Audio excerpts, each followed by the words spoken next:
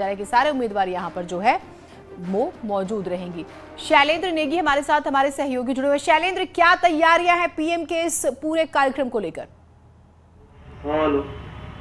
देखिए जीनत, रुद्रपुर में प्रधानमंत्री नरेंद्र मोदी की ये रैली बिल्कुल बीजेपी की तैयारी है कि इसको ऐतिहासिक बनाया जाए, इसलिए जो ये मैदान है ये मोदी मैदान है। वैसे इसका नाम मोदी मैदान नहीं था, लेकिन प्रधानमंत्री नरेंद्र मोदी ने साल 2014 से जब उनको बीजेपी ने एक तरीके से अपना प्रत्याशी बनाया, प्रधानमंत्री पद के तौर पे प्रोजेक्ट किया, तो तब से यहाँ पर इतनी ताबड़तोड़ रैलियां प्रधानमंत्री कर चुके हैं। विधानसभा के चुनाव हो या लोकसभा के चुनाव हो, तो इस पूरे मैदान का नाम मोदी मैदान पड़ गया और कुर्सियां लगा दी गई हैं, मंच सजा दिया गया है और धीरे धीरे कार्यकर्ता भी आने लगे हैं। हमारे साथ यहाँ पर चंदन बंगारी हैं जो कि न्यूज़ 18 के लिए यहीं रुद्रपुर से रिपोर्ट करते हैं। चंदन भाई, ये बताइए कि आज प्रधानमंत्री की जो पूरी की पूरी तैयारी है, प्रधानमंत्री यहाँ से एड्रेस करेंगे, तो किन किन सीटों को एड्रेस करेंगे और क्या प्रभाव डालेंगे? देखिए, तराई की 9 सीटों पे, यहाँ 9 सीटें हैं विधानसभा की, और 9 सीटों पे जब भी प्रधानमंत्री नरेंद्र मोदी की रैली हुई है, उस रैली के बाद सभी 9 सीटों पे बीजेपी को एक संजीवनी मिली है और बीजेपी को इन सीटों पे हमेशा जीत मिली है। तो भाजपा को ये लगता है कि मोदी की जब जब रैली हुई है तो उनको हमेशा एक सुनामी आती है जब उनकी रैली होती है। तो इस बार भी बीजेपी को लग रहा है कि तराई की हमारी 9 की 9 सीटें इस प्रधानमंत्री की मोदी की रैली से बहुत ज़्यादा प्रभावित होने वाली हैं।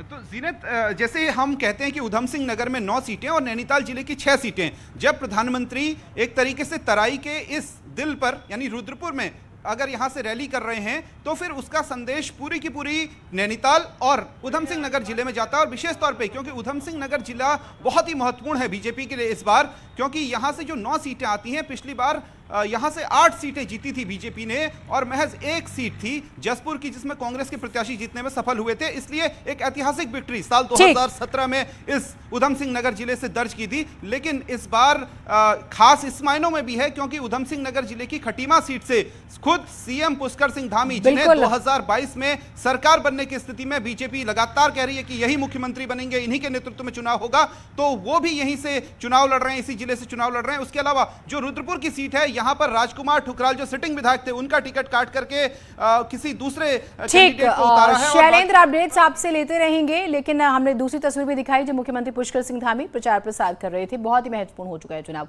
उत्तराखंड के बाद यूपी के कन्नौज में भी पीएम की रैली होने वाली है। दोपहर 3 बजे तिरवा के अन्नपूर्णा देवी मंदिर के मैदान में वो इस रैली को संबोधित करेंगे और माना जा रहा है कि यहाँ पर 10 विधानसभा सीटों के कार्यकर्ता आने वाले हैं। कन्नौज को समाजवादी पार्टी का गढ़ माना जाता है। ऐसे में माना जा रहा है कि परिवारवाद को लेकर पीएम मोदी अखिलेश यादव पर एक बार फिर से कोई प्रहार कर सकते हैं। अनुपम मिश्रा हमारे साथ, हमारे सहयोगी जुड़े हुए हैं। अनुपम, कन्नौज पिछले दिनों अपने इत्र को लेकर चर्चा में रहा, आज पीएम की रैली होने वाली है। सपा का गढ़ हम लगातार ये बता ही रहे हैं, जरा तैयारियां बताइएगा क्या है और कन्नौज के इस क्षेत्र को ही क्यों चुना गया रैली के लिए? बिल्कुल, देखिए जीनत, सबसे बड़ी बात यह है कन्नौज जो कि समाजवादी पार्टी का गढ़ रहा है।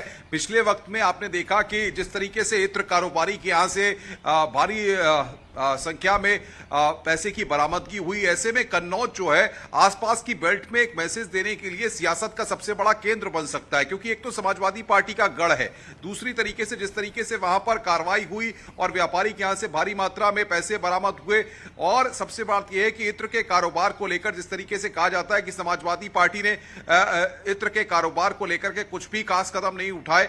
भारतीय जनता पार्टी ने लगातार तमाम कोशिशें की, इसलिए 10 विधानसभाओं को टारगेट करते हुए आपको बताएं कि अलग अलग जैसे कन्नौज, इटावा, औरैया, फर्रुखाबाद, ये आसपास की बेल्ट के जो जिले हैं, इनके तमाम कार्यकर्ता और नेता आज कन्नौज पहुंचने वाले हैं। 3 बजे प्रधानमंत्री नरेंद्र मोदी यहां पर पहुंचेंगे और जनसभा को संबोधित करेंगे। सियासी मायने में आज की रैली बहुत महत्वपूर्ण है। जीनत, बहुत शुक्रिया आपका तमाम जानकारियों के लिए, और रैली भी हम जो है अपने दर्शकों को